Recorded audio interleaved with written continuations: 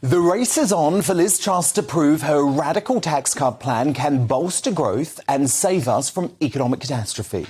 Politics has rightly been paused these past 12 days as the country came together to mourn Queen Elizabeth the Great. But now the new Prime Minister must fast forward her series of major announcements. To hell with the orthodoxy, to hell with the haters and wreckers, and to hell with the MSM, which has relentlessly pushed a left-wing financial agenda for years. Well, today, I got mixed signals about whether Truss is serious about the bold and visionary agenda she set out to Tory party members across the summer. The first was positive, actually. It came out of her own mouth in New York when Sly News political editor Beth Rigby spewed out her usual lefty diatribe. Truss, Iron Lady style, stared her down, answered the question directly and stuck to her agenda. Just on this quickly, Labour's policy to tax the energy companies is supported by 68% of the public, according to polls. You're prepared to be unpopular, aren't you? Yes. Yes, I am.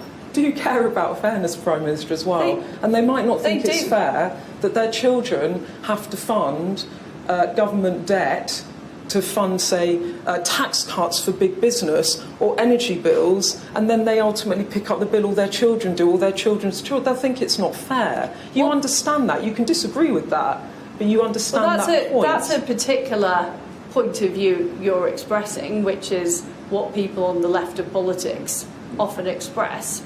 What I'm saying is that by keeping taxes low and growing the economy, we will get more tax revenues in. So on tax cuts, I feel hopeful the Treasury blob are not going to win this time. This week, the Chancellor Kwasi Kwarteng is believed to be planning to reverse the 1.25% increase on national insurance contributions and scrap Rishi Sunak's horrific hike in corporation tax from 19% to 25%. Potentially, there are even whispers the 1% income tax cut, which Boris Johnson planned to introduce in April 2024, could be fast-tracked. On other important policies, though, the jury is sadly out.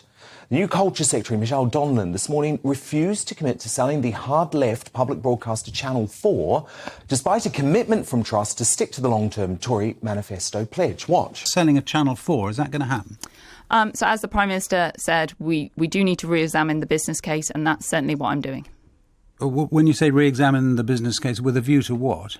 Well, looking especially at the business case for the sale of Channel 4 and making sure that we still agree with that decision, and that's what I'm doing. Oh, OK, so if a case is made now, if you look at this and you see that there isn't an obvious business case, which after all a lot of people have argued, you are willing, at least, I'm not asking you to announce one way or the other, obviously, this morning, but you are willing to look again at that policy.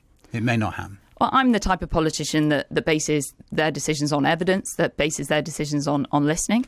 And that's what I will be doing over the coming weeks. I will take that approach when it comes to Channel 4 and every aspect of my brief.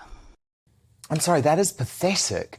There is absolutely no business case for the British public to continue to own the biggest lefty broadcaster in the country, which has an avowed anti-union, anti-Brexit and anti-business agenda.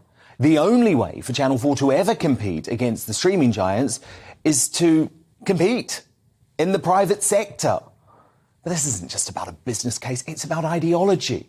Truss talked the talk during the campaign against Channel 4 and the British bashing corporation formerly known as the BBC. Now she's got to show those words weren't just sweet nothings to appeal to the Conservative Party base.